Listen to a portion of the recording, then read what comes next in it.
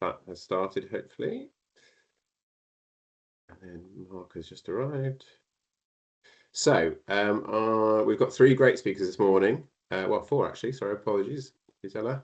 Abigail from Make Space York and Friends of Roundtree Park, followed by Adrian from Neen Park Trust. We're going to have a quick break then for you to grab a coffee. Then we're going to be hearing from Sarah at the Birmingham Botanical Gardens, and finally Gisela from the Sowing Your Seeds project. So without further ado, I'll hand over to Abigail from Friends of Roundtree Park and Make Space York, who is dialing in from Scotland, I understand, this morning. So thanks for joining us, Abigail. And if you just want to shout or nod or wave at me when you want the slides moved on, then over to you, really. Hello. So can everyone hear me? Oh, yes. Don't know. Oh, yes, you can. Yes. Right. Okay, good. Brilliant. Thank you. Sorry, it's because I'm in a hotel room in Scotland and I've no idea what the Wi-Fi will be like. So basically just wave if anything's going wrong. So first of all, thank you for having me along. So I am originally from York, but just today in Scotland.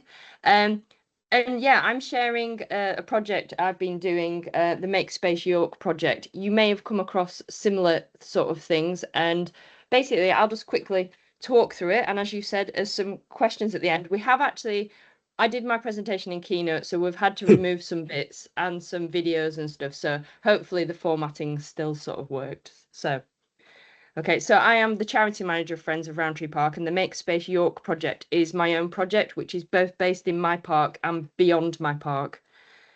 So it's really, really focused on teenage girls on parks. So I'll go into more detail on that in a minute. If you move the slide on, I'll do a thumb. Yeah, that's it. Next. So what I'll just quickly talk through is the issue, which is the big picture, the national issue, and the engagement and change that we've made happen in my local park and actually further afield.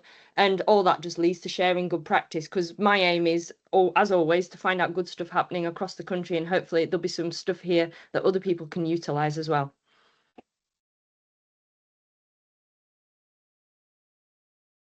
So the big picture is that girls' use of parks drops compared to boys as they enter their teenage years. And as it mentions here, at a time they should be gaining independence, girls are actually spending less and less time in parks and public spaces. They're retreating to the private sphere, their bedrooms, indoors, shopping centres, other places. And there's a great quote there, which is, with puberty, girls' worlds shrinks while boys' worlds expand. And this is all like being proved with mapping of how children use space in their towns and stuff. And girls, they go smaller and smaller into the adolescence years and go for less far than boys. Next.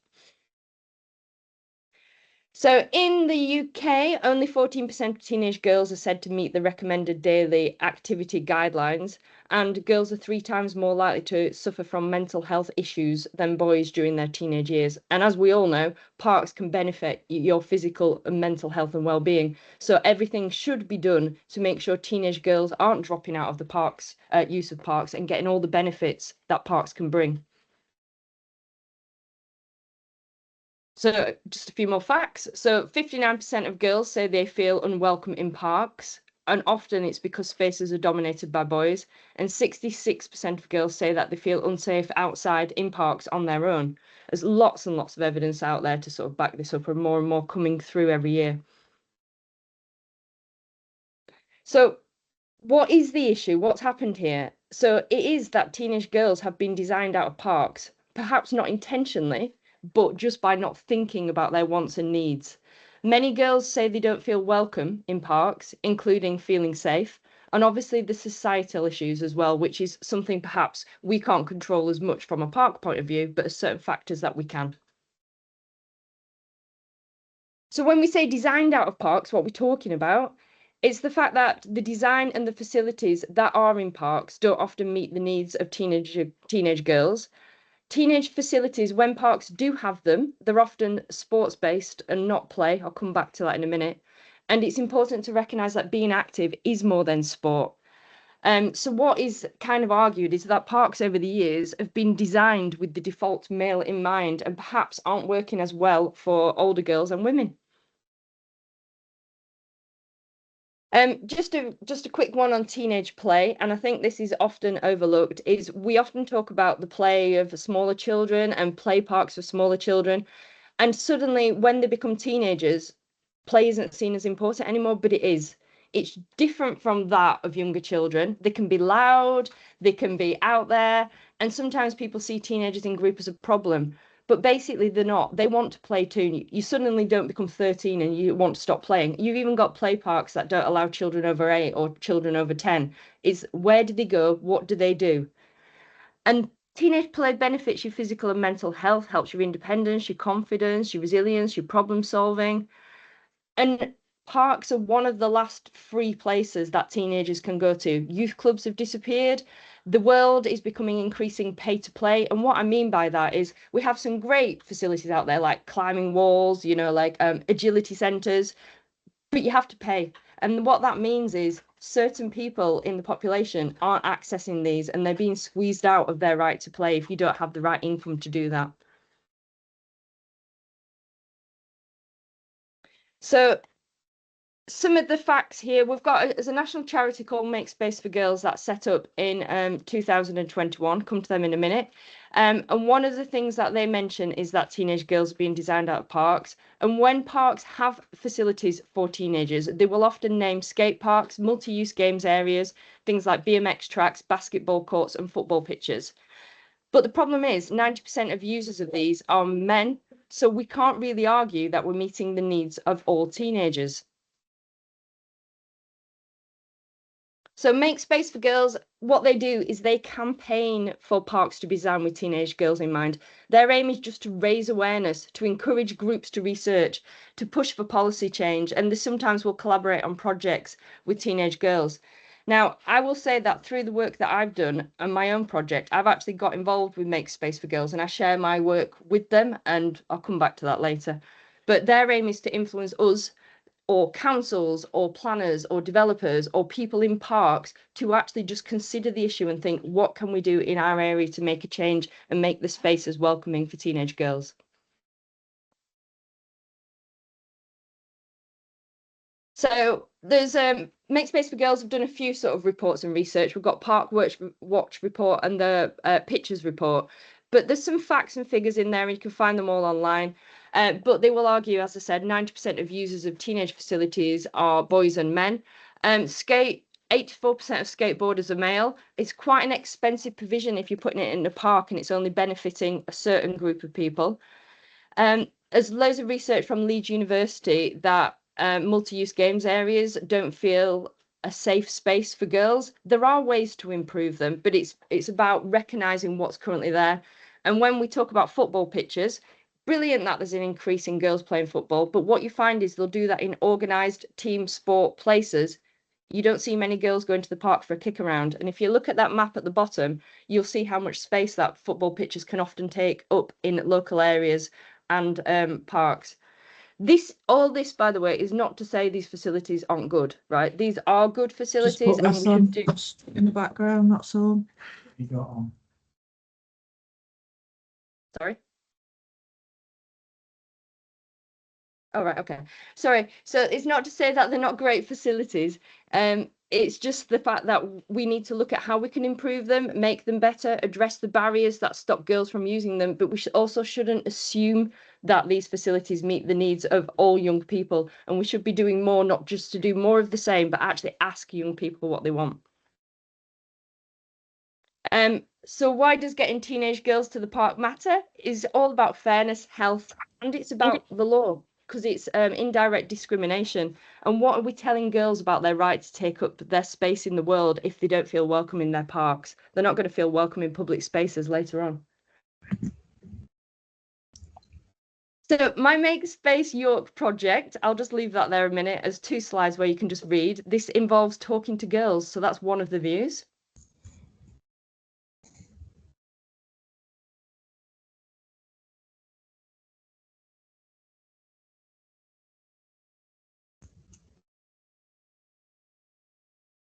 Right, so Make Space York. I'll just go quickly through what this is all about.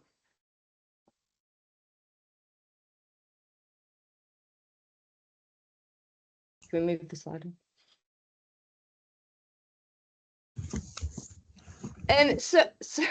I don't know which way we've gone now.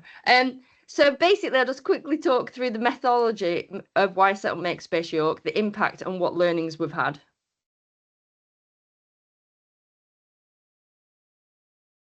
I think we've missed one. It doesn't matter. But what I was going to sort of say is Roundtree Park is quite a large park in York. It's actually 24 acres. We have lakes, we have a skate park, we have a basketball court, we've got tennis courts, we've got a recreation field, we've got a small children's play park. We've got quite a lot. We've got wilder areas as well. So because I was involved in my park, and also at this time, a few years back, 2021, I'd just actually come out of secondary school teaching. I'd been an assistant head teacher at a secondary school and sixth form college. And at that time, I had my own 11-year-old girl. And I actually came across Make Space for Girls, the national charity, who just set up. And I actually thought, I wonder if there's an issue in my park. It's not something I've thought about before. Is it that teenage girls are disappearing from the park as they get older? So I set out to look to see if this was the case in my park. So the first thing I did through the Friends group is I raised awareness of why I was starting the research. So it was sort of sharing national research on the blog, putting posters up around the park, using social media to try and sort of engage the community and want them to sort of get involved in engagement and share any views. Then I launched an online survey with the park community, and I could send that out through the newsletter. For our park, we have about 1,500 people on our mailing list, so it's actually a pretty good start. So I sent it out via them, and I sort of set up some focus groups and invited teenage girls to the park to get involved in some focus groups where we did various things like going around the park, taking photos, red flagging and green flagging spaces, basically just trying to ask them which areas they used, what they did there, did they used to use any more when they were younger, are there certain spaces in the park that they don't go to and why, just trying to get the general starting view. My view was never to put on a perception girls drop out of parks. I wanted to see what their experiences were. And linked to that, I got some volunteers involved in observing the spaces and equipment that we had in the park to see if they were being used. So the first online survey done back in 2021, these are the sort of results, which was sort of saying of the existing facilities that we have, which are the ones that you do use or would use. And you can see swings and benches came up quite high, agility and any climbing equipment. There is a love of nature, but what you see from the girls, there was less use of the skate park and basketball courts that we had. Interestingly, I did the same survey again with boys and I got really similar results. Now, our skate park and basketball court are really well used. Like, they're always busy. We're the only skate park in York, so people come from everywhere. But it was interesting to find that it is still only a minority use it and the others just don't feel like there's somewhere that they can go to. So carrying on doing engagement, not just the online survey and the focus groups, we've done a variety of things, and this has been ongoing since 2021. We have got girls in the park making films so they can spread their word as well as learning how to make films themselves. We've done zine workshops, Rizzo printing, if you've ever come across that, which is just a form of poster making using special photocopiers.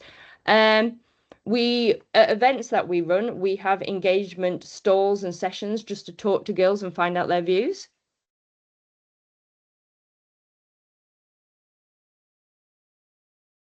And what happened after the first couple of years of engagement, I didn't know where this project was ever going to go. And it came up with these three sort of aims. And one of the aims that came out of it, and one thing I didn't expect, is the girls came back and said they want more events and activities for teenage girls in the park. And I don't know why I hadn't even had that as a concept. We run loads of stuff in our park for families and younger families, perhaps up to 11. But they were like, no, we want events and activities. The second one I more expected, which was they wanted a space with equipment that they wanted, because the girls felt like they couldn't go in the small kids play park anymore. That was all railed off with railings. They felt like they had to jump off a swing if a small kid came along, or they felt like some parents of toddlers didn't think they should be there, even if they were only 12 or 13. So they actually said, we'd like some equipment in an area where we know we're allowed to be. And the third aim became just to raise awareness and share our learnings and start to try and influence local policy and action. Right. The first one is the free events for older girls, so I'll just mention that. So in 2023, I decided to trial something called the Make Space Festival, which was a range of free events and activities aimed at teenage girls, which was everything from sports and exercise, arts and craft, nature, social awareness, a whole mix of things. You can see the sort of posters there. Um, Basically, the chance to get the girls into the park, make them feel welcome in the park, meet other people, try new things. As I said, sports, but also arts and crafts, anything you can do in a park. I thought if we get them there, start a community, it's something we could do. So the first year I did it basically as a volunteer with no budget other than perhaps about £200 from the Friends of Roundtree Park for posters and photocopying. And I just reached out and loads of facilitators volunteered an hour of their time for free to like run a cheerleading session or an orienteering session or a football session. Yeah, it was really good fun. Next one. So that's 2023, and that very year was the first year that Green Flag actually launched their new award for the best initiative to increase use of parks by women and girls. That was a reflection of them realizing that parks always don't feel welcoming for women and girls, and we were the winners of that first ever award. So I'm still riding that as well because I love it. So there you go. So there's loads of girls there having fun. More girls having fun. So you've got a nice quote at the top. I'll just let you have a look at that.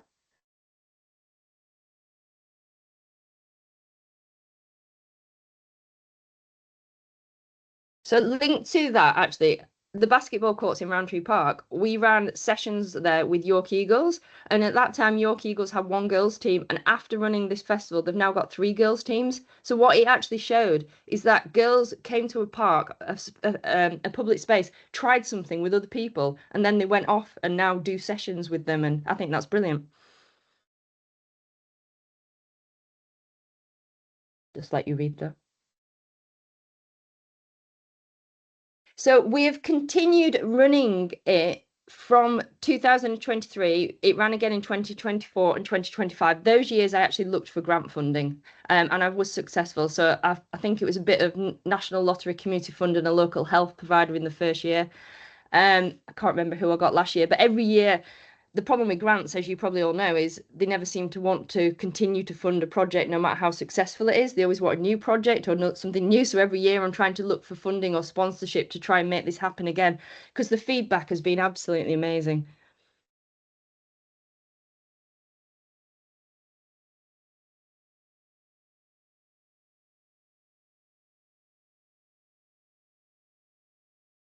So as I mentioned, we do get feedback. So before, when I'm planning the event every year, I do sort of a survey and reach out to see what people want. Do they want more of the same? Is there certain things? Are there certain facilitators? And then when we've done the event, as well as talking to people when you're there, there's an online survey but where people can feedback stuff. So it helps shape the program. And so in a way, the girls and their families are always shaping what's going to happen.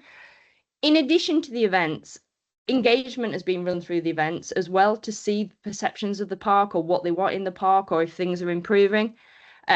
So we use everything from just drop-in stalls, charts, like stalls with just images, pictures, sticker charts where they can just put stickers against the sort of things they like or they don't like. And you can see there's one up there, basket swings or communal swings are very popular, and hammock nets.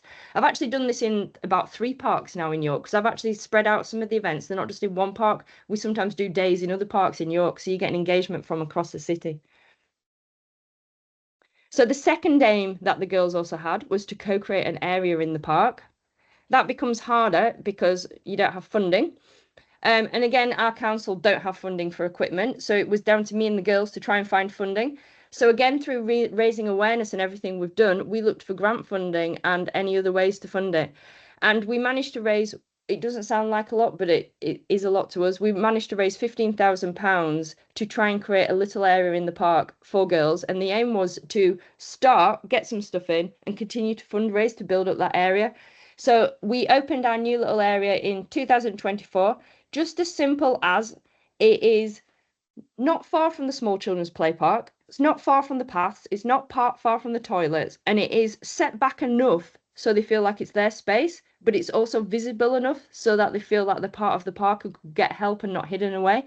And in it, we just have a basket swing. We've got what the girls call a climby, loggy, stacky thing, We've got picnic benches, log seats, and the aim is we are fundraising at the minute to add some more climbing equipment, natural climbing equipment. Obviously dreams, things like shelters, but more swings, climbing stuff where they can be active, but not everything close together. It's spread out a bit, so no one group will dominate. But what's been fantastic about this area is we say it was co-created by teenage girls, but obviously everyone can use it. But we just ask them to remember why it was designed. And what is fabulous is you do see teenagers hanging there in the evening. And in the daytime, you might see a dog walker sat in the swing with their dog. We've had like disabled people using the area during the day because in a small kids play park, adults don't feel they can go in there, but they do feel like they can go in this because it's so much more accessible, and it's been fantastic. And having the signs, it's just meant the community seems so proud. And although it's not, in truth, it's not massively spectacular, it's a message that has meant a lot to people, and the girls know that their views have actually made a difference. And so linked to all this is I was actually involved. I was very fortunate to speak at the conference where this guidance was launched in 2023 in Leeds. So the Safer Park guidance is by Anna Barker of University of Leeds in conjunction with people like Keep Britain Tidy, Green Flag, Make Space for Girls, and the West Yorkshire Combined Authority. And I think it went to every single council in the UK, so I'm sure people have probably seen it. But it's just looking at the same sort of concept about the design of parks and how they can be made feel safer and more welcoming for women and girls. And actually what you find is when you make these changes, it's not just women and girls who benefit, it's everyone who benefits. You know, cutting back the hedges. And these are sort of things that we've done. We have 6 gates to the park, luckily. So it's making sure they're all open. The skate park has 2 gates because it's railed in. Sometimes the 2 gates didn't used to get opened, making sure they're open so you can feel like you can get in or out. Improved signage for people to get around the park. Just some really simple changes can make a massive difference. So we've implemented some of these too, negotiating with the council to see what they can do and what we can do. Sorry, try and go faster. So basically, the whole events and creating this space has created this feeling of belonging. We've got ongoing workshops through the year as well as the festival in June. We have posters throughout the park about what the project's about and why we do it, constantly celebrating the success stories and sharing it and getting that feeling of community. And it's so lovely to see like everyone backing us and behind us. And as just briefly, we have like a nature group, hangout group in the park on Wednesday evenings. We've done workshops like positive selfie photography workshop where girls can re-show their identity in a positive way through photography. We do stuff like art workshops about, it says chains there because basically it's trying to represent that girls have felt locked out of parks, but by joining together collectively, we can make a difference and raise awareness. We just do lots of things to get people sort of involved. And these as well. So ongoing, carry on. And that's more ongoing engagement. We keep going. We did this year in May, I did a photography workshop with a photographer and girls, and we've had displays in the city centre and also up in the park because it's, to me, having the girls' faces with their views has been really impactful because it's not just me talking, it's them. So we've had girls with the photographs up in the park, and it basically says the areas they use, what they want, what they don't like, how they feel in parks, and it's been really useful. Good example.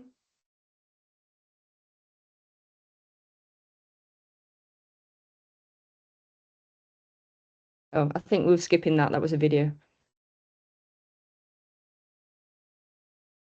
We can play it if you want, Abigail. It's up to you. No, it's fine. Due to time, I think we'll keep going. We'll send a link perhaps afterwards then.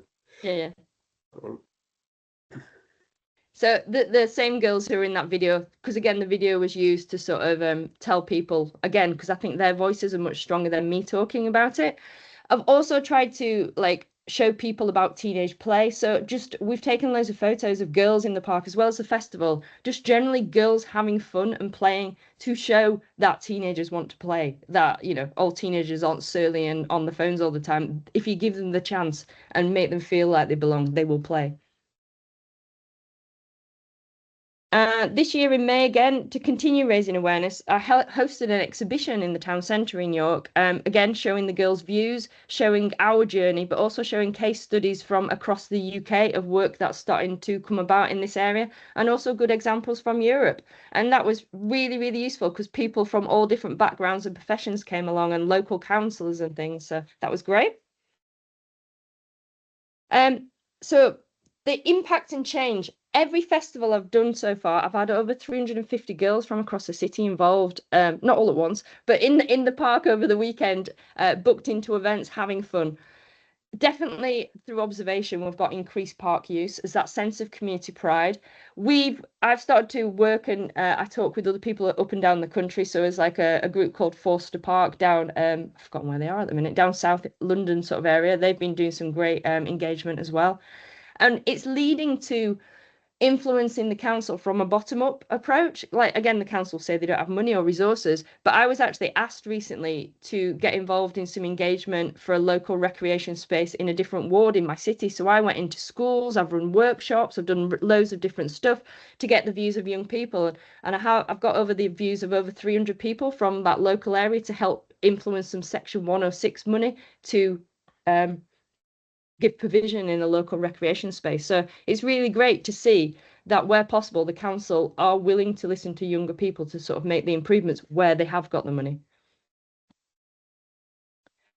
What has worked well about this whole project is I didn't know where it was going to go at first. It was just, let's see if there is an issue, and if so, what can we do?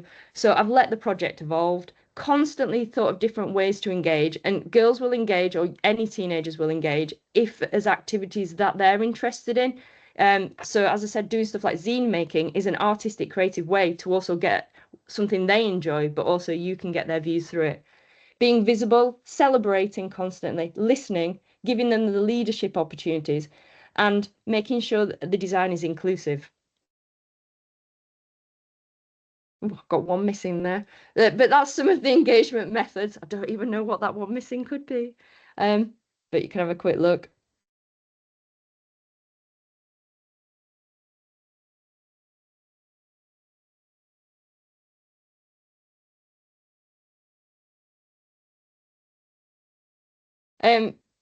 But as I mentioned, what's worked well is range of ways to engage, including working with schools, communicating the purpose of it and feedback, and actually letting the girls know that their views have made a difference, checking that I've interpreted what they're saying correctly, offering where they want to share their ideas, and we've celebrated every single step of the way. And that's some quick views there you can just have a quick look at.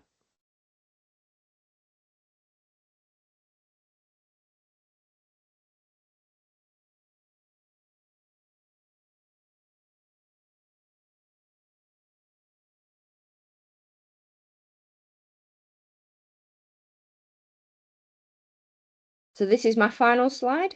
So it's not just about parks, it's about teenage girls' right to exist in public spaces. So thank you for listening. I did see some stuff popping up, but I'll look at the chat at the same time. But thank you. Brilliant. Thank you, Abigail. Some amazing inspirational stuff in there. I think we obviously have run over slightly, but we've got some spare time at the end today. So if anybody's got any questions, we can take a couple of quick ones now. If anyone wants to put a hand up or something. Angela? The hat. Oh, you're on mute, Angela.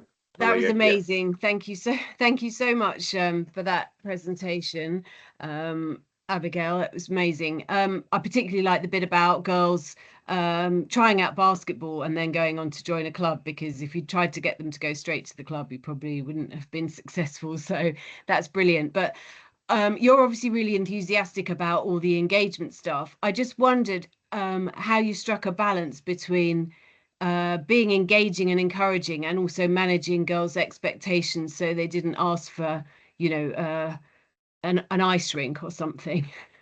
An underwater play park or something. Yeah, well, it was really interesting though, because just from the engagement, what came out was such simple things. And I've done engagement, as I said, for that local ward across town. I've not just been engaging with teenagers, I've been doing older people, I've been doing everyone.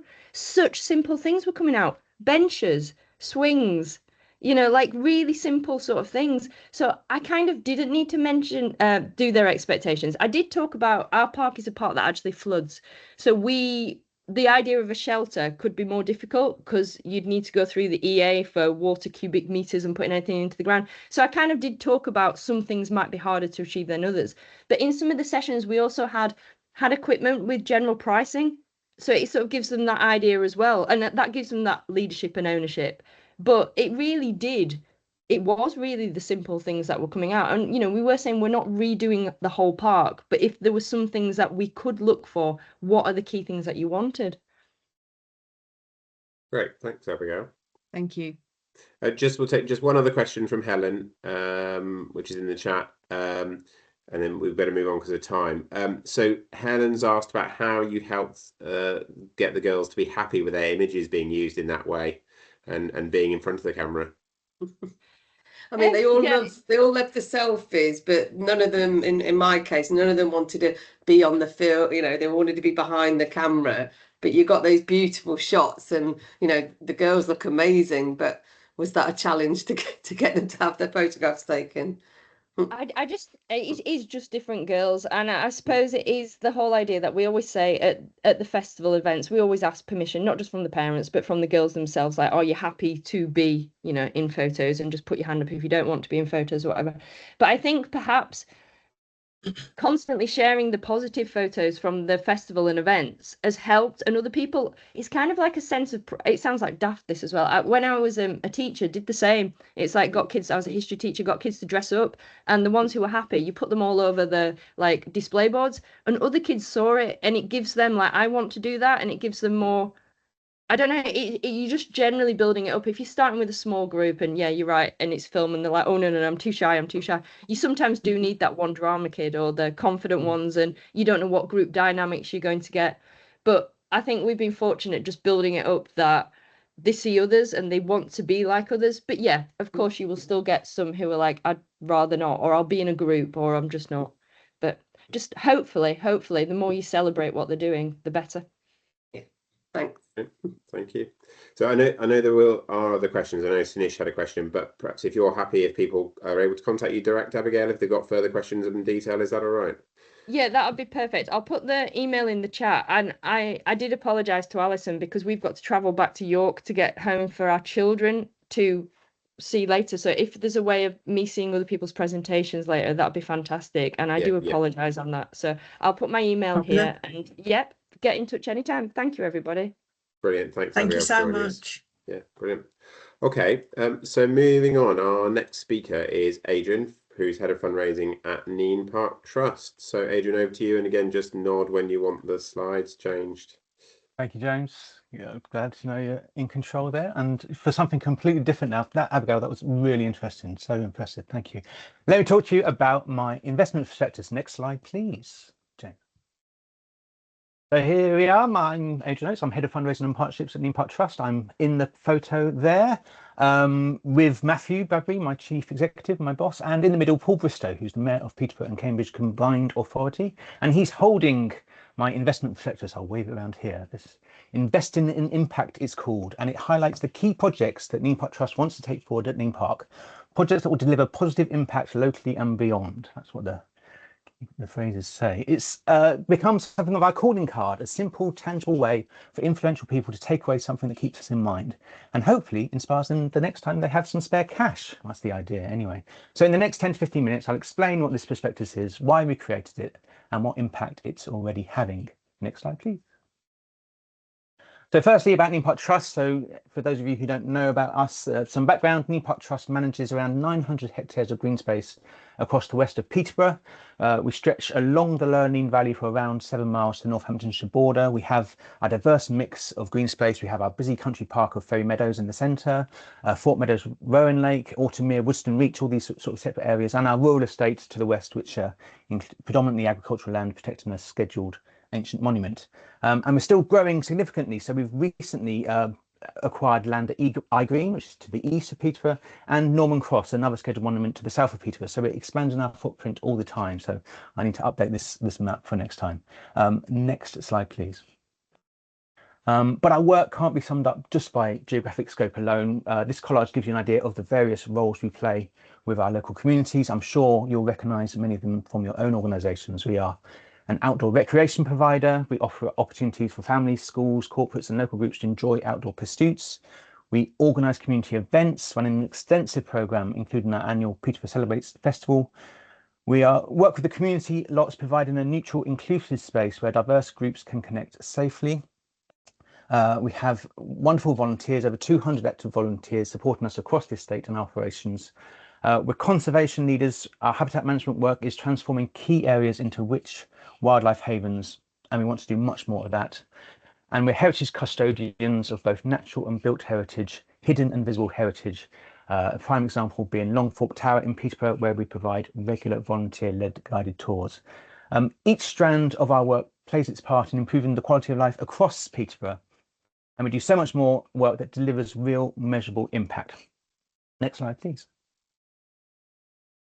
So before I get to the prospectus itself, I just wanted to talk about the impact element of the prospectus title. So for the last 5 years, we've been working to measure our real impact more systematically. So this has resulted in the Neame Park Trust Impact Monitoring Framework, and I apologise, I'm showing you a very boring slide of a spreadsheet, but that's what it is. It's sort of just listing our impacts and how we can measure our impacts.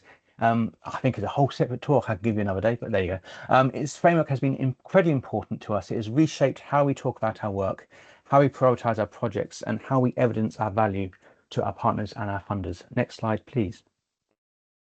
But in essence, it's identified that Neame Park Trust contributes towards 7 impacts, 6 external and 1 internal impact, that covers 5 key themes: health and wellbeing, community and education, environment and economic impact, as well as an internal impact around our resilience as an organisation.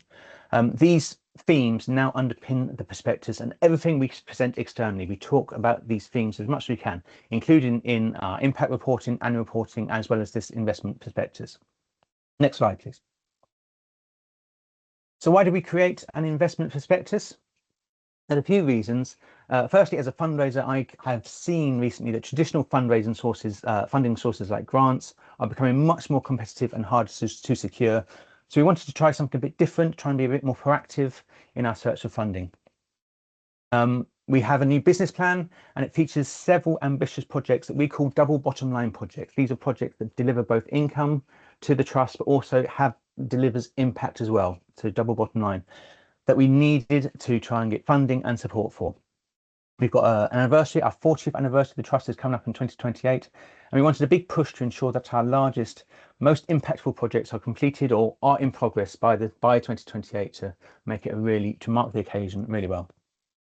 And also, I mentioned I'm head of fundraising and partnerships, so this partnerships role is new. It started at the beginning of the year, and I wanted something that could sort of really fit neatly with trying to build partnerships. It's a very big business card for me, if you like.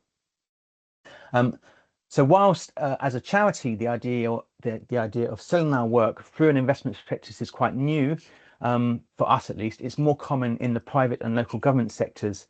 So we took lots of advice from Steve Cox, who was formerly of the Cambridgeshire and Peterborough Combined Authority and also had worked for Peterborough City Council for a while, and he really helped me, especially on the format and the content of the prospectus. We also met several times with Peterborough City Council, who had recently also launched their own investment prospectus, and there's a picture of it there. And we used theirs as inspiration and wanted to ensure ours aligned with their perspective and also with local strategies, make sure it wasn't in conflict at all. We had internal working groups, of course, always have a working group for these sort of things, but we also took advice from our senior team and our trustees, all helping to develop our prospectus. And yes, I admit this is the first time I sort of used AI. ChatGPT helped draft it. You'll probably read it and tell me, yes, you can tell it's written by a computer, but hopefully you'll see it's got a human touch as well. I found it really useful for initial drafts, after which it was good to sort of not rewrite it, but put your own spin on things and put your own stamp on the messaging to make sure it has that human feel. And to be honest, I did find that quite useful. I admit that. Next slide, please.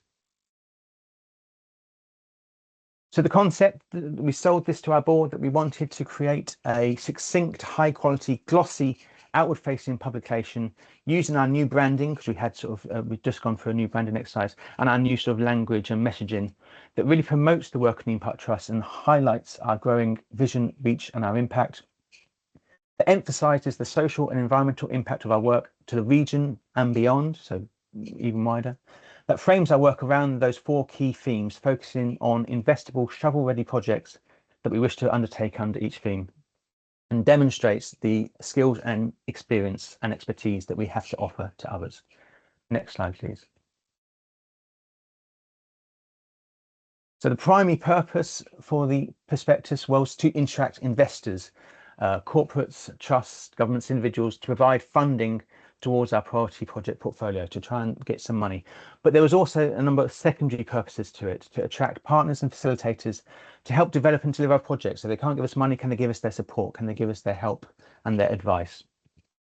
To promote the trust as a leader and innovator in green space management, and to sell our ecosystem services. We were particularly looking at our BNG provision and other sort of ecosystem services that we can provide, and we wanted this to help sell that as, to the local area. Next slide, please. And the audience we were trying to target, there were several audiences. Again, the primary audiences were current and potential grant funders, trusts and foundations, statutory bodies, local, regional, national governments, corporate supporters and high net worth individuals, and other potential partner organisations such as local charities. But there are also a number of secondary audiences that would also be interested in prospectus, the local communities with an interest in, or even those who are sceptical about what we want to do, wanted to put our future plans front and centre, so they knew what to expect, what we were doing, and get excited or angry about what we want to do sometimes.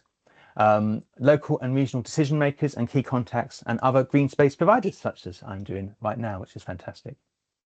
The prospectus needs to appeal to all of these people without becoming overcomplicated. So it's quite a task to try and get the messaging quite right. And yeah, we try to be as universal as possible in what we wrote. But yeah, that was actually quite a difficult thing to do. Next slide, please. So at the start of the document, we listed the 7 core messages that we wanted people who read this to take away from the prospectus. And those are as follows. We aim to create and deliver significant positive environmental and social impact across Peterborough and the east of England. Our landscape management and community engagement is exemplary and worthy of replication. We want to tell people about what we're doing and what the fantastic things we're doing. We are almost 40 years old, well, we are 40 years old in 2028, and we have really ambitious plans for the next 40 years. We are an organisation who thinks longer term and have these really exciting plans we want to take forward. We have a series of really investable key projects, all of which are shovel ready, so pretty much ready to go, that will deliver sizable and sustained impact. We want to work on at a larger scale. It's a statement of our growing ambition to make a difference on a regional scale and beyond. We're looking for co-investors who can co-fund and jointly deliver our new projects. And there are mutual benefits of collaboration. It was important to stress that it's not just take. We're looking for how we can help other organisations deliver their impact and increase their impact in their own areas of interest and aspirations as well. So that's what we wanted to do. Next slide, please. That's the front cover of the prospectus. I know it well now. It features an image from our National Lottery Heritage Fund project School in Residence programme, where we have a school coming to the park sort of a few times over the year, so we get to know them much better. It's worked really well, a really good project, and yeah, we want to sort of, one of the projects we want to take forward. It was finally published, the prospectus, in May 2025. We were originally anticipating a February date, but as all these things go, it took a bit longer than expected, but it's out in the open now. And just to show you sort of some of the pictures from inside it. Next slide, please, James. So this is just the contents quickly, 22 pages in total. Inside it, you'll find those key messages that I just ran through quickly, sort of on page 3. So, you know, even if you don't read the whole thing, you really get to grips with what we want to do. The idea of page 6 and 7, the idea of this mutual benefits, how you can help us, and I'll show that in a minute, but also how we can help you. You know, how it can work 2 ways. But the heart of the document is really going through those 4 key themes: visitor economy, community and education, health and well-being, and the environment, and showing off some of the projects that we want to do under those themes. And at the end, of course, all important contact details, how people can come and get in contact with me to continue the conversation about how they can how they can help us and how we can help them. It's designed to be comprehensive, but also quick to digest, not too wordy or too long. Next slide, please. So this is from the document. Apologies, it's a bit blurry. This is how people can help us, where we detail the range of ways that investors can help. So including financial support, our preferred option naturally, to be honest, but also in-kind contribution of services or products, coming to help volunteer with us, corporate volunteering days, giving us expert help and advocacy, and even just raising awareness about our cause. Next slide, please. And then the reciprocal, how we can help you. This is a page that reinforces how we can help the investor. Partnerships with us can help organizations to deliver their CSR, their corporate social responsibility goals, to meet targets such as net zero ambitions and other sort of targets, to help them align with strategic local plans and priorities, including planning regulations and including things like biodiversity net gain and those sort of obligations that people may have. How we can help them create a visible community benefit and build pride in place, pride in Peterborough, and how we can improve our local communities. The message is, we're trying to make the message really clear. Your goals and ours can be aligned and we can advance these goals together. Next slide, please. So this is just a quick grab from one of the themes. This is from community and education theme. We promote our general work, how we're doing, but we also went on to show how our work links to the UN Sustainable SDGs, Sustainable Development Goals, to elevate our impact to the global agenda. And it makes our work legible in a global context, something that resonates strongly with corporate audiences. Next page, please. And this is just one of the pages where we start to highlight some of our projects, and you can see we sort of talk about the project, we describe the project, we give a description of the impact that it'll create, what our commitment to the project is, what we've already done, what we've already invested ourselves, to make sure they understand it's definitely something we're working together. This is something that we're investing in ourselves, and what sort of support we're looking for to help make it come forward. We try to make it transparent, concise, and credible. Next slide, please. So yeah, just to quickly give you an idea, I won't go through all 12, 13 of the projects, but just to give you a quick idea of some of the taste of some of the projects that are included in the prospectus. We talk about Neen Nursery, again, which is a Heritage Fund at the moment, a fantastic project where we have this therapeutic horticultural space specifically designed to accommodate people with limited mobility. Love to have that project running on. Peterborough Celebrates, I mentioned, our large annual festival. We want to extend it from the region's largest free to attend community festival into a year-round series of inclusive events and activities. Gunwade Lake Reedbred is a biodiversity project where we use spoil from an adjacent car park we created to create a major new biodiversity enhancement area at Ferry Meadows, providing a haven for fish, birds and other wildlife. We would love to do more of that where we can. And at Lynch Farm is an old riding stables, which has now been, the riding stables are stopped. We want to develop this listed building into a community and education hub for outdoor learning and residential breaks for children. Next slide, please. So we launched the prospectus in May. We held an event at the local Holiday Inn. That's the sort of the invite to it. Next slide, please. I couldn't find a photo of the event. I don't think we took one, but here's what I imagined. Here's what it's in my mind, and it was like maybe not quite that big. Anyway, so it was a good event. It looked something like that. Lots of engagement. We launched the event to as many sort of corporates and other people that we could invite to it as possible. Next slide, please.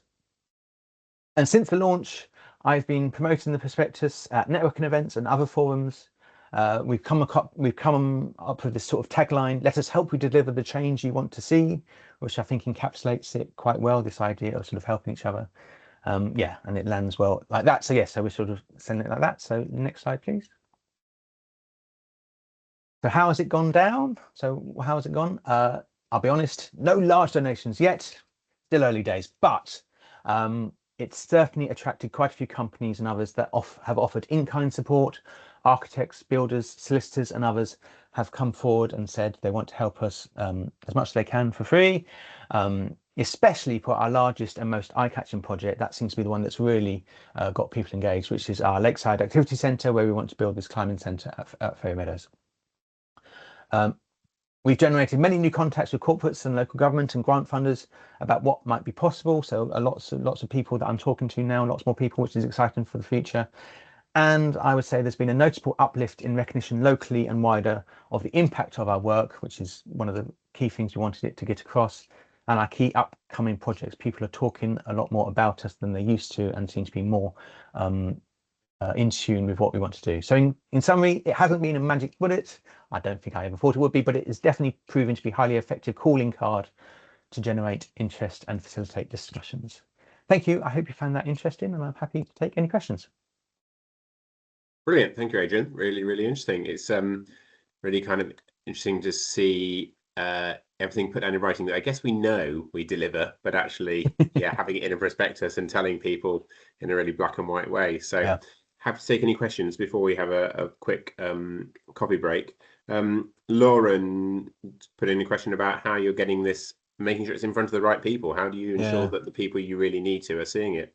No, really good question. I think the best channel I've found so far has been the local networking groups. I'm thinking of the Chamber of Commerce and Opportunity Peterborough, which is sort of the Peterborough-based one, have been really good, and they've given me the platform to stand in front of lots of these corporates, especially. I must admit that's one of the key audiences we're looking at, and that's really helped me meet these new people. And the other thing I did was I tried to avoid doing it prior, but sort of cold messaging, reaching out letters and emails to people with the prospectus. Having something really graphic and really visible, I think, has helped sort of get through the door a bit. But yeah, otherwise, any advice taken. But yeah, try my hardest as much as I can. Okay, thank you. And then a question from Gary before we come to Angela, just about what the kind of the key benefits you think investors are going to want to see in return. I mean, obviously, Yeah. you've highlighted quite a number of themes in your perspective, haven't you? Yeah, exactly. I would say, interestingly, we want obviously them to feel that they are part of the projects that they are investing in, and they can share in the positivity that it brings. I think that's important. So yeah, I mean, one of the investment sort of tools that we were using is the social impact bonds, where we only get the money if we actually prove that we are creating a positive impact. And that's something, again, we haven't actually sort of sold properly yet, but it's something we're definitely looking at. Yeah, it is that point about being more than just simply the people giving money. We want them to be more involved at every stage we can. Yeah, where we can. Okay. Brilliant, thanks. And finally, Angela, if we take you in, then we'll go for our quick break. That looks great, Adrian. Thanks for that. Just a quick question. Have you found that do you think that this replaces a sort of more traditional case for support? Yeah, it absolutely does. It is. I see it as a series of cases to support, and it gives investors that breadth of what we do. So if they don't like one thing, they can move on. They can look at something else. I think that's really important. It is. I've never thought of it that, but you're absolutely right. It's taking that traditional case support and modernizing it, making it more for the modern age. Yeah. Yeah, brilliant. Thanks. Brilliant, thanks, Adrian. And I assume we can download it from your website if people want to see more detail. It's on the website. I'll put the link in the chat, but also I'll make sure you can get it on a voice. Yeah. Thank you, James. Brilliant. Thank you. Yeah, thank you. Thanks for talking to us this morning. So before we move on to Sarah from Birmingham Botanical Gardens, we're going to just give you a couple of minutes to refill your coffee cup, snips the loo, whatever you need to do. So if I can just ask that anyone who walks away is just promptly back at, and we'll start promptly at 11:05, if that's okay. See you all in a minute.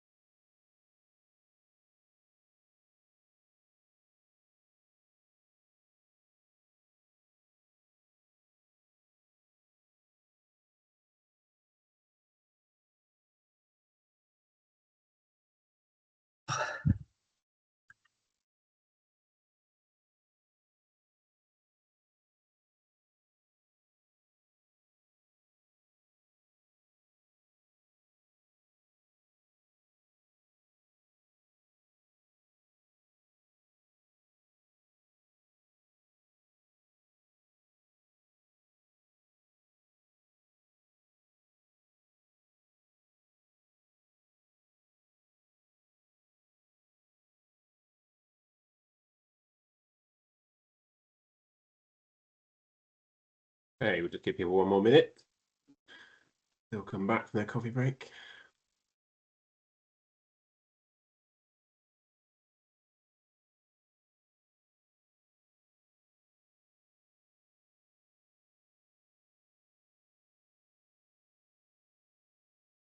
You've not been away and put your Christmas hat on then, Chris? No, there might be one in the office somewhere, to be fair, but I was dressed up yesterday, so I was.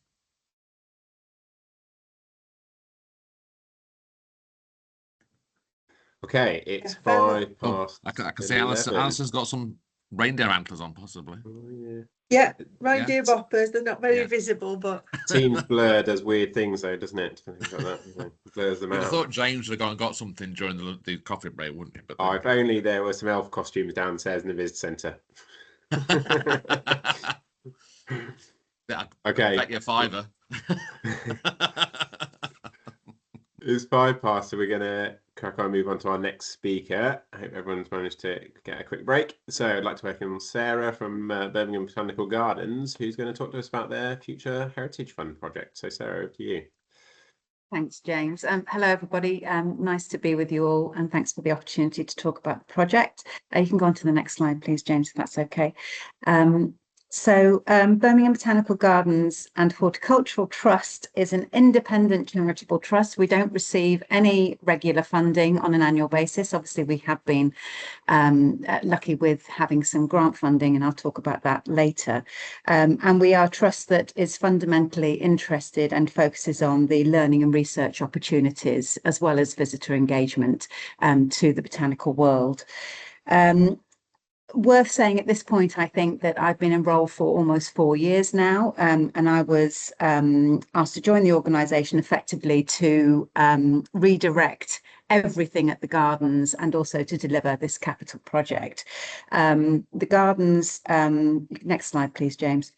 The gardens were laid out in 1829, designed by J.C. Loudon, father of the park, opening Derby Arboretum in 1840.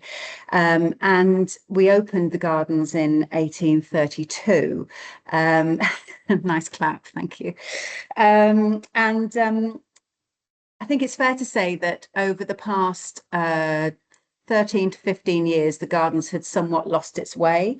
The business plan wasn't working, the branding wasn't right, retail and catering inclusion was poor, access was poor, the perceptions about what the garden was and who it was for was incorrect. The team and I have been spending the last 4 years in terms of trying to do everything operationally as well as developing this quite significant capital project. So we're a grade 2 registered park and garden. You can see the historic map here, and pretty much the design, is intact, which we're really thankful for. We occupy 15 acres and we're a mile from Birmingham city centre, and we are now recognised as a significant green lung for the city and for the urban population. Supporting the significance of the gardens are its archives, both held here and also at the city library, half and half. And those are not complete, but they contain many interesting papers, designs and other materials enabling the social history of the society and also the gardens heritage to be told. Important to say, I think at this stage, that the gardens have always strived to share the importance of science and plants with people, and try and highlight the importance that plants have to the places that we live and also our connection with the world and the planet. Next slide, please, James. So the site holds really high significance and intangible value, not only through the continuity of our global living collection of plants and trees, so we have 30,000 plants on site, but also the social history. And generations have known and visited the gardens daily, and also at significant life moments. And you can see that here in the images on screen. So the top right is sorry, the top left is people dancing in our historic terrace suite. The middle picture is somebody enjoying the lily pool, people out on the main lawn, bottom left. And the one on the bottom right is actually Chamberlain's inaugural Prime Minister's speech on our bandstand. If you can just press the button again, please, James. The love and the need of the gardens, which have been heightened recently by both the COVID pandemic and also the ongoing cost of living crisis, alongside the growing climate emergency. The need for the gardens really has been passed down through generations of local and regional families, and it directly feeds into our vision and mission, which you can see here. And also the sustainability approach of the site, which now informs every decision that we take here at the gardens. But we also have another provocation that we use all the way through when we're making all of our decisions at the gardens, and that is the following statement. What is the role of a 21st century urban botanic garden in a super diverse and youthful city like Birmingham, and within the context of climate change and biodiversity loss? And we are making all of our decisions based on that provocation now, as well as thinking about the historic relevance of the site. Next slide, please. So what you can see here is the top of our site, which is the collection of the historic glasshouses. So we have biomes which are tropical, subtropical, Mediterranean and arid, and the collection of both historic and new, what we would term inappropriate infill now at the site. And it's the infill that is causing a lot of problems and why we are now successfully at this stage 2 delivery of our capital project. The infill is negatively affecting the historic grade 2 star listed buildings, and so we're having to remove quite a lot of those and just think about the whole visitor experience around that. But the grade 2 listed glasshouses, although compromised by this inappropriate development, still represent a really significant assembly of Victorian glass. And just as a matter of interest, the Palm House, which was built in the early 1870s, and you can see that it's the building that has the square glass building, and indeed the roof blew off in 1969 and was never fully replaced.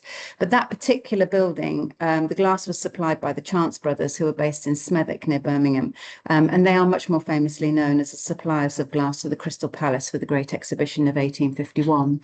Next slide, please, James. So we've been thinking about fundraising for the past 4 years, and also sort of reshaping the everything, as I've spoken about, the business model, but also the visitor attraction itself, to make sure that it is fundable. We would not have been successful in our funding efforts to date if we had been going to funders with what I inherited 4 years ago in terms of the visitor offer and the way that the site was looking. It was frankly really, really disappointing, and there was everything wrong with it, from really poor values and behaviours within the staff team to really poor presentation standards, and the plant health was really worrying as well. And over the past 4 years, the newly directed team, and we have been able to add to that team and develop significantly develop the skills within the team, that has proven very successful. So that's been very welcome, and also has been able to put us in a different position so that we can have sensible conversations with funders around saving the gardens. And that's really where we were. My job 4 years ago was either save the gardens or close the gardens. That was what the trustees were asking myself and the team to do, and that's how bad it had got. But on top of all of that sort of general operational side, we're obviously also acutely aware of the organisational impact on the planet and the need to walk our sustainability talk. And the previous speaker spoke about the double bottom line that they work to at NEAM Neem Park, we work to a triple bottom line, which is profit, people and the planet. So we're continually thinking about how that works together so that we can have as light a footprint on the planet as possible. And we're currently partnered with Aston University to monitor and challenge our sustainability policy, our circular economy approach, and our ethical buying and sourcing footprints, which are new things that have been brought in over the past 4 years. And through the capital project, and I will show you a 3D walkthrough of what we're going to deliver and talk through that in a moment. The desire that we have to reduce our carbon footprint and safeguard the planet's resources will result in the majority of our heating moving from gas to air source heat pumps. Only 20% of the scheme will be new build because we're prioritising sustainable reuse, and that's quite different from the project that I inherited 4 years ago, which was effectively knocking everything down. Our upgraded heating and electrics will reduce our primary energy usage by about 11%, and the project will achieve around a 12% reduction in our CO2 emissions. We will also support the city in terms of mitigation around flooding via our sustainable drainage design, and the project's additional 37 trees, in addition to the 501 specialist trees that we have within the Global Living Collection, will improve the biodiversity net gain of the site and will assist the city to mitigate the urban heat island effect. And the tree planting will also add to the City Council's carbon capture targets. Next slide, please. So I've sort of rattled through some bits and pieces that we've been doing over the past 4 years. So I'm going to try and sort of very quickly talk about what we've learned and how we're going to progress. So happily, the Gardens is now the flagship green project in Birmingham City Council's Future City Plan. We're part of the City of Nature Plan. We're part of the biophilic strategy for the city, and also the city's route to action zero action plan. And the City Council have granted planning permission for the entire capital project master plan, which is very welcome. We now play a unique role in researching and reconnecting people with nature, science and the environment from local to global. And important to say at this stage, I think that over the previous 10 to 15 years, the Gardens had effectively been managing decline and had become quite an inward looking organisation, and partnerships, and especially research partnerships, but also community partnerships were almost zero, really. So we've done a really significant amount of work around that. So we now play a unique role in researching and reconnecting people with nature, science and the environment, as I've said. And an example of our nature connections is obviously shown on this image. But we also partner with all of the botanic gardens in the UK, and we're also now a Botanic Conservation International accredited garden. And there's only about 2 of those gardens within the whole of the world. So we're delighted that we've managed to achieve that accreditation, difficult to obtain. We now have an operationally and socially successful engagement and learning department. And as I said, we were working with very few community groups. We're now welcoming over 150 community groups. Although we are a gated site and a pay for entry site in terms of our business model, we collapse the pay barrier for those community groups and communities and individuals that can't afford to come into the Gardens. So the Gardens are absolutely Birmingham's Gardens now and open to everybody. Our supportive landlords, Calthorpe Estates, have renewed the lease for a further 100 years, and the West Midlands Combined Authority support the net zero and nature conservation targets that we have at the Gardens, and the opportunity to strengthen the local economy, skills, education and pride of place. Next slide, please. So happily, in June 2025, the National Lottery Heritage Fund agreed to support our Stage 2 project, which we submitted in February, and we thank them and lottery players for their support. And this support unlocked some significant pledges from the Garfield Weston Foundation, the Julia Rousing Trust, Wolfson, and also at the Edward Cadbury Trust. And we were able to save the Gardens from closure. So fundraising continues. We've still got 1.8 million left to fundraise. We've been very successful, obviously, to date, which is great, but it's been an absolutely tough slog. We are 40 full-time equivalents working at the gardens. We open every day. We run all of our in-house events. We run our catering and eventing as well. So it's a really, really small team trying to save the gardens and try and get the operation back on its feet. So really tough. And the fundraising team is 2 people, one of which is me. So what will we be delivering and how we're going to progress? You can see this picture now, which is the plan for the revitalised site, and it's called Growing Our Green Heritage, and it's a transformational pretty much 19.5 million pounds, 4.5-year capital project to restore the Grade 2 starred historic glasshouse estate, to safeguard and redisplay and reinterpret our global living collection, to increase access to the site, ensure organisational sustainability and financial resilience for the charity, and extend visitor learning, enjoyment and community engagement and the welcome at the gardens. The project will impact absolutely every area of the site and operation to create a place of horticultural excellence for the Midlands and Birmingham, and an outstanding sustainable green space for the city. It will ensure the preservation of Birmingham's priceless heritage. It will protect its living collection and increase the understanding of plants and sustainability and environmental issues. It will increase physical and intellectual and emotional access to the gardens and our collections, and safeguard the heritage for future generations, and will increase access and inclusion and mitigate key risk areas currently affecting our organisational growth, our sustainability and our resilience as a charity. And it will support the current expansion of partnership opportunities and educational offerings, and deliver audience growth and diversification. So since I started 4 years ago, we've increased our visitor numbers from 170,000 to 250,000 this year, and our learning visits have gone from 16,000 school visits to 20,000 this year, and we are oversubscribed for that, which is part of the need for the. Thank you very much for the clap, for the expansion of the buildings. And as I say, a very small team, so we're lean, but we're very determined. Next slide, please.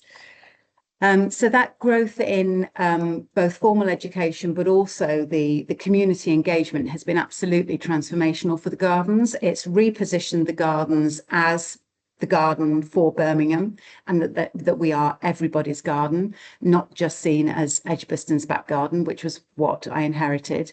And the diversity at the site is really significant. I've been involved with heritage arts, culture and horticulture for 35 years, and this is the most diverse audience and city that I've had the pleasure to work in.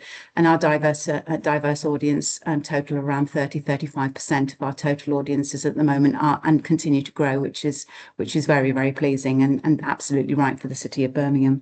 So what you see here is the designer's view of the new barn building, which is going to complement our existing learning centre. And just to say, when I started, the Learning Centre was rented out, obviously to help the bottom line of the charity. But the 3 purpose-built classrooms were welcoming 170 students, and the 16,000 visitors that we had were going up a spiral staircase into 2 very small, not fit for purpose classrooms.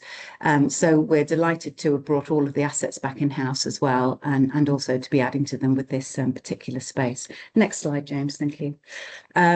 So what you're going to see now, and if James presses the button again, it should make the video work, is a walkthrough of what we're going to get after we've done the sectional completion at the gardens. So you can see here we're walking along Westbourne Road, and you can see that the historic gatehouse and the Edgbaston Villa have been restored. At the moment, that's our welcome building. And it's not fit for purpose. Currently, you can't see any of the glass houses from the road, so we're taking away all of that wall, and you'll be able to see the historic glass houses from the road. And if you are a conference visitor, you will be able to be directed into a new courtyard that we're going to be sharing through the demolition of some of the inappropriate buildings. You can see that we're walking up to the new visitor centre, and you've already walked through the new welcome garden. So at the moment, if you come to us, if you know the site, we look like a leisure centre and a swimming pool. You don't know that we're a horticultural site or indeed a botanical garden. And we're now seem to be a bit stuck in the visitor centre. Don't quite know why that is. Anyway, you can see that this is the new visitor centre, there we go, hooray.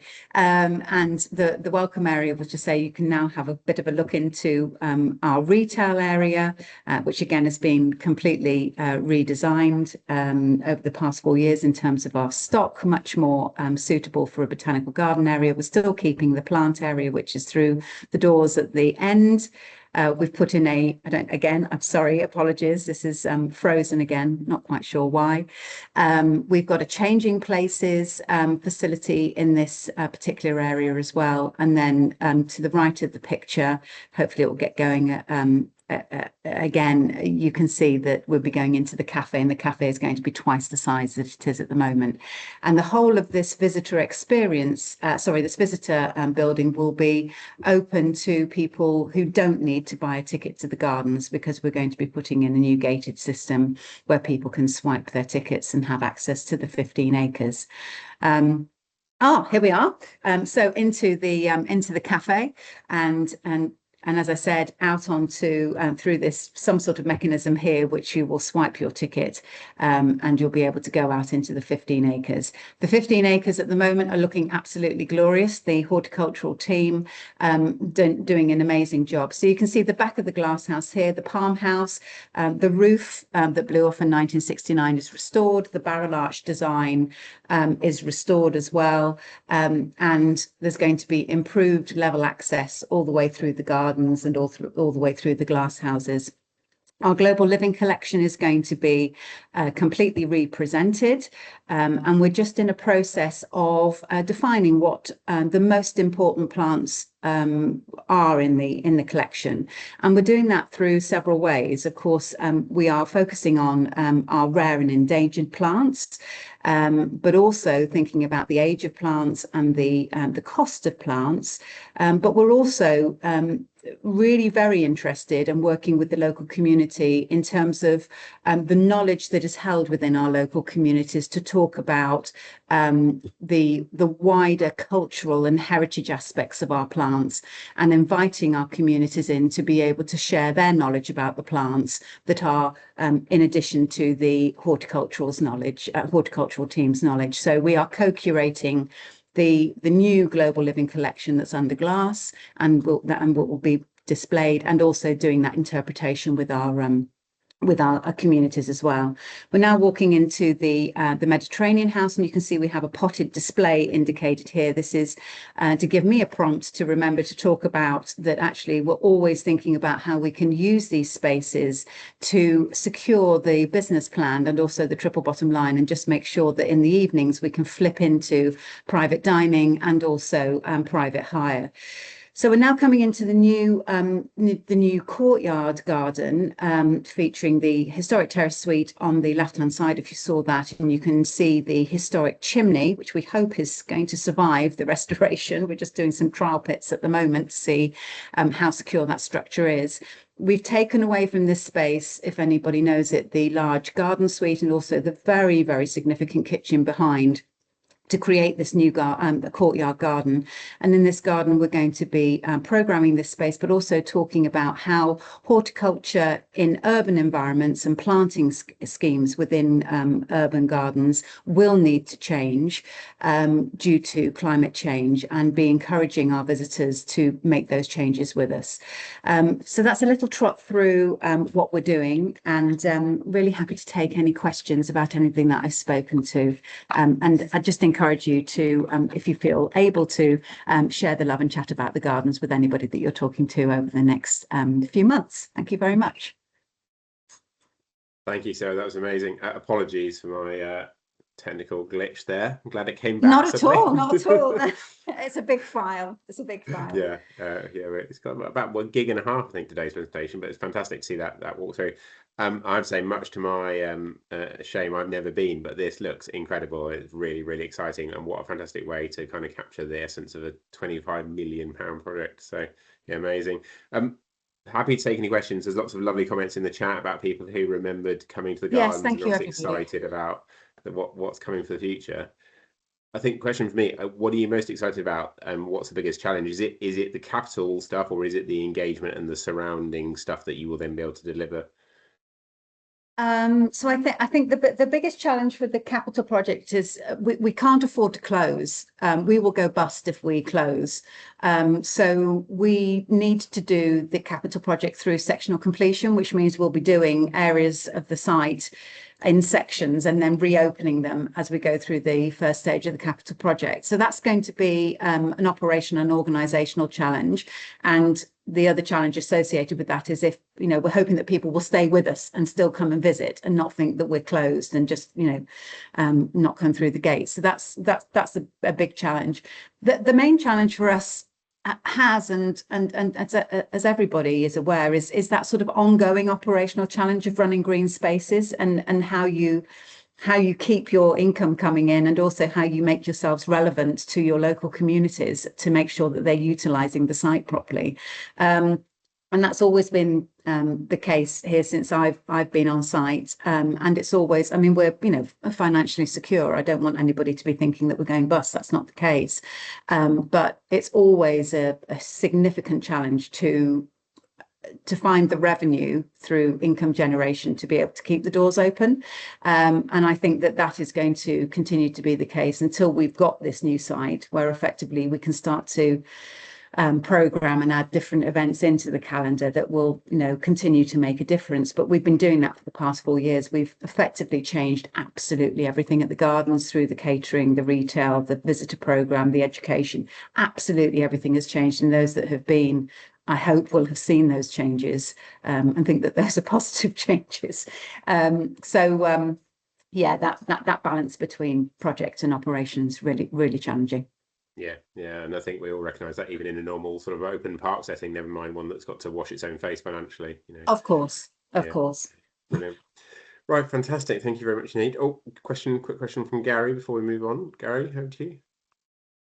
Hi, Sarah. Yeah, I just wondered, in your job role, what would you say the 3 most important skills and elements of your job role? Or couldn't you pick 3? Is there more than 3? Oh no, I can pick 3. So being clear about the leadership direction has been absolutely key. So knowing what we're going to be concentrating on and what we're not, and being really clear about that. So leadership and communication around leadership.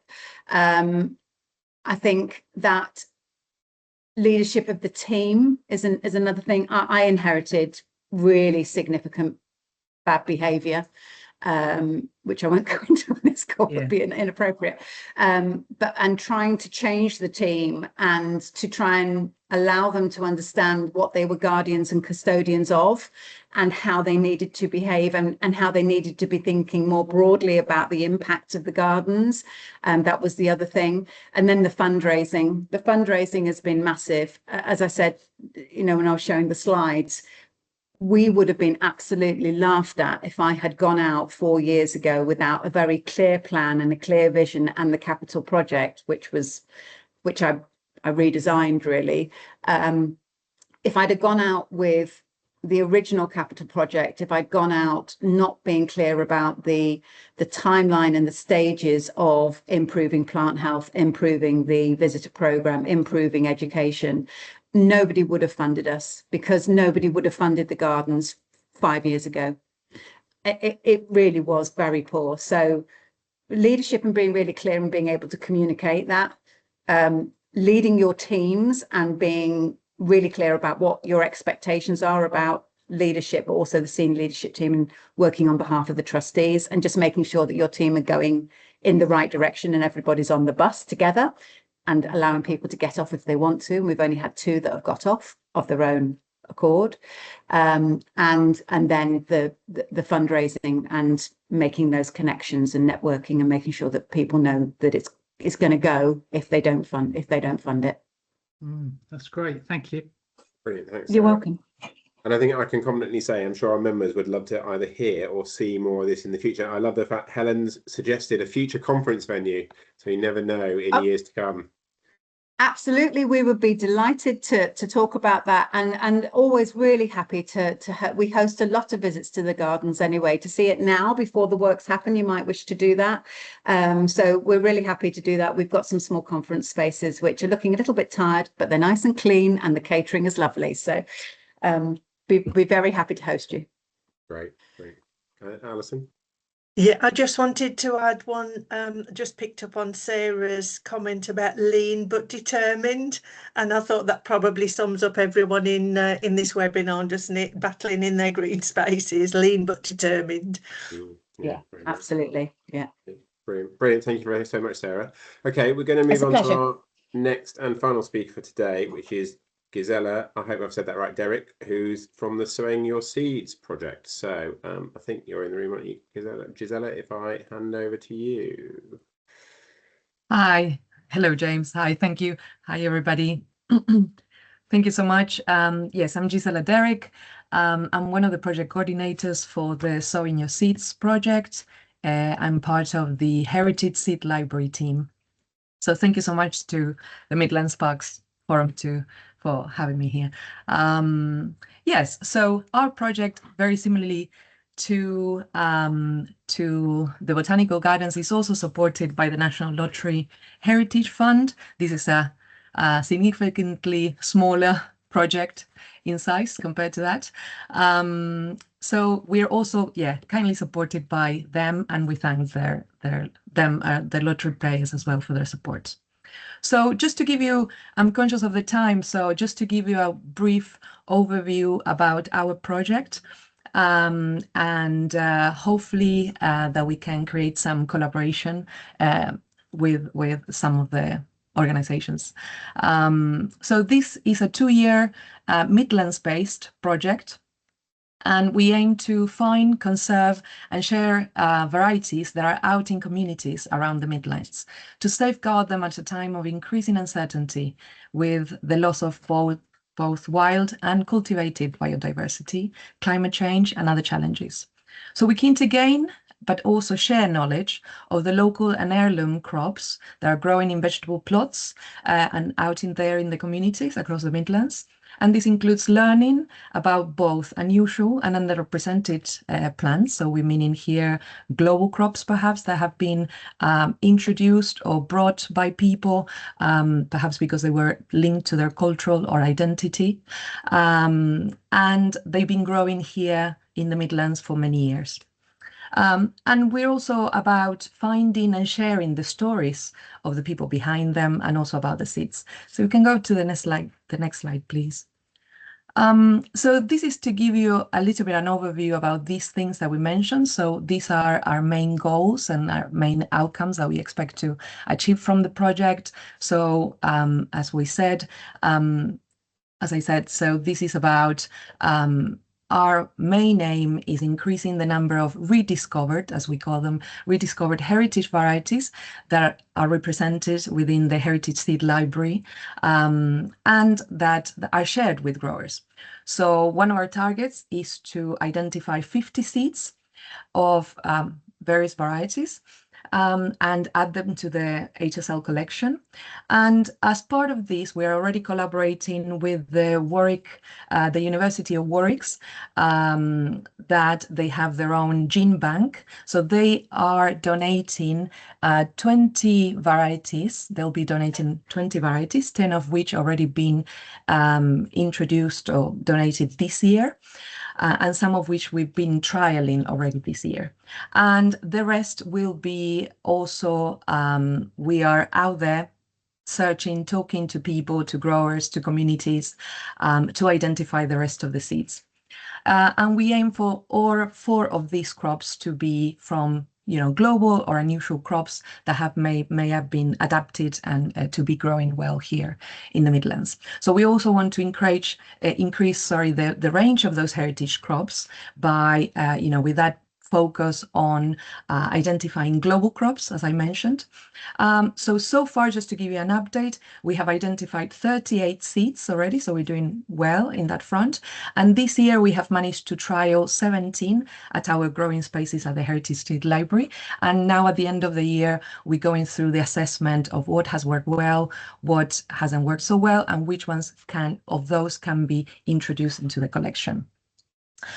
So as I was mentioning, this is also very much about the stories. So it's sharing storytelling and sharing the stories of those seeds, how those seeds have been grown by people, either in their homes or in community projects or in allotments or in public spaces or in food. It very much relates to making a point and sharing the importance of seed sovereignty and and also the stories, so not only of the seeds and how they brought here or how they've been growing really well, but also that story about the people who are growing them and how this allows plants and vegetables to be adapting, especially nowadays with the climate changes. So this is very much about involving people.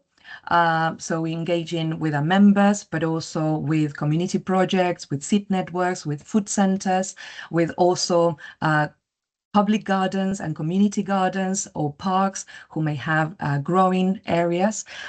So very, very pleased to hear that the Botanic Gardens have this amazing, heritage, horticultural team as well. And you're looking at the heritage of plants as well.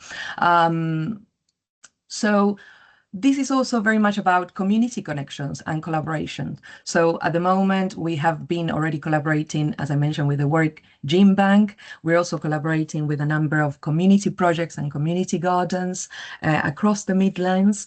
And we are already developing a series of a program of activities, events, and workshops related to seed saving. And we want those to be in collaboration with community projects or with growing spaces or food-related projects around the Midlands who can help us share this seed-saving knowledge with people. But this is also a very much two-way process in which we also want to learn from people, especially from those, if people have been growing these unusual varieties that may be unusual to like the heritage varieties concept. We want to learn from them about how they've been growing, why they've been growing. Was it about, they taste fantastic, that they have a link to their cultural and identities. So we want to learn from them as well. So this is a two-way process. And we aim to increase, as you can see here in the roots side of things, we want to increase the resources that are available to growers related to these seeds, to these varieties that we identify, but also improving some of the resources that we have already at the collection. And some of these are seed saving guidelines. And we are also we've developed a series of webinars that has launched in November, and we'll be sharing more knowledge through that. So you can move to the next one, please.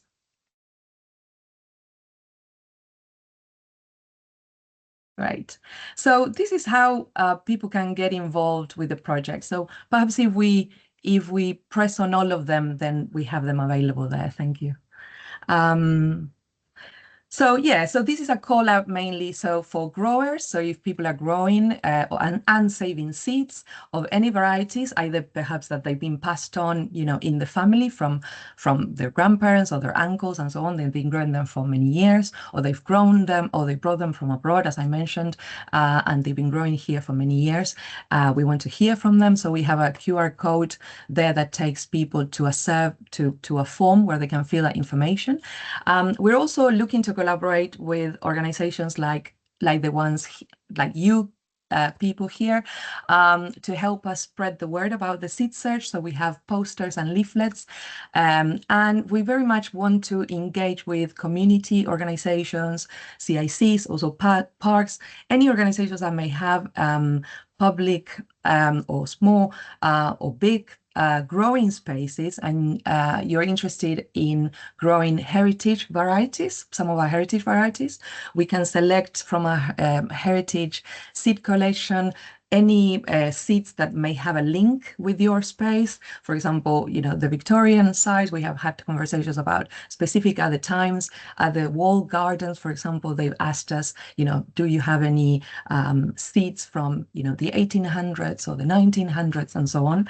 And we are usually able to search alongside that, because we have rescued many seat varieties from perhaps older catalogs or seats that are no longer in the national collection. But also we have unusual seats already in our collection that we're keen to also have them being grown out there. And we want to also organize seat saving events and workshops as well. And we're doing those in collaboration with community groups or any growing spaces.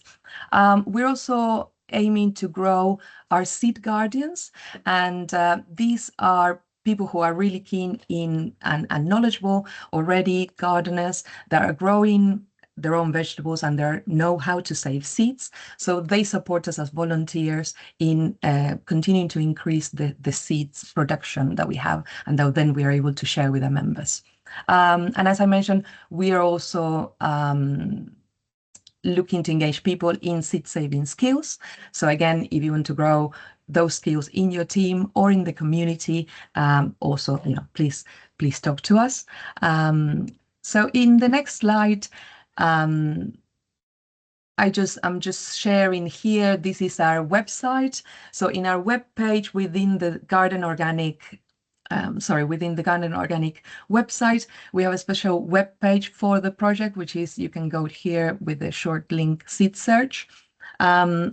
You are also able to enter our Heritage Seed Library Instagram page, and we have a special section on seed search as well. And this link here also takes you to connect with us. So yeah, so see if anybody. I think the following slide, so if we can move to the next one, please. Thank you. So in the next one, I just share the next webinars that we have coming up, and these are the topics that we have. So in our webpage, you will find soon the dates for those that are coming up from January 2026. And we are inviting people here through a feedback form to also share, what topics they would like to learn about in terms of seed saving, but we have started with some of them. That's great. So, and next one, please. So that's great. Thank you so much. And as I mentioned, we're looking to collaborate with different organizations who may have growing spaces or who may be able to host events. So yeah, we really welcome those opportunities all across the Midlands. So we already have, just to give you an example, we already have some collaborations going on with Worcester Community Gardens, with also Faircroft College in Birmingham, who they have lovely growing spaces there as well. And we are already planning some events there with them next year and some other organizations. Thank you so much. Thank you, Gisela. That's really interesting to hear about. I think one of the, when I first heard about this, one of the things obviously I recognise is that a lot of our members, regardless of but particularly local authorities, have obviously got allotment sites and growers amongst them. So is that are allotment holders and that sort of part of the growing world a network you've connected with so far? Definitely, yeah, definitely, yeah. Just made me realize that I haven't mentioned allotments specifically, but that's exactly one of our groups, because there are many growers that are growing either at home but also in their allotments, and there's so many people already saving seeds that it would be fantastic to talk to them. Yeah. And just to clarify, I mean, this is because the spread of the project is all across the Midlands. It's a very tough, kind of like reach, really. So this is why we are linking. We really appreciate connecting with you as a forum, because you are connected with people from all across the Midland, organizations from all across the Midlands. So then it's easier to then connect with different people. So thank you for that. Yeah, great. And I think we just encourage all of our members to share news of this project across their areas, really, and then people can obviously get in touch with you direct or through the contacts through the Midlands Forum. So So happy to Definitely. take any questions for Gisela if anyone's got anything. Otherwise, we do have a little bit of time if anybody does want to raise anything else today. Obviously, we originally started these kind of coffee and chat mornings for general topics, but we've had 4 fantastic speakers on their individual projects today. So I know we've had some questions on those, but happy to just give people a minute if there's anything else they want to raise or ideas for future discussion topics and projects and things as well. You know, remember, we're always on the lookout for sharing best practice across the whole of the region, really. So please do get in touch if you've got anything. Yeah, Alison. Yeah, I was just going to say, if you want to stop the recording now, James, and I also just wanted to add that we've also got an offer from Gisela to visit Garden Organic site. So we'll ask you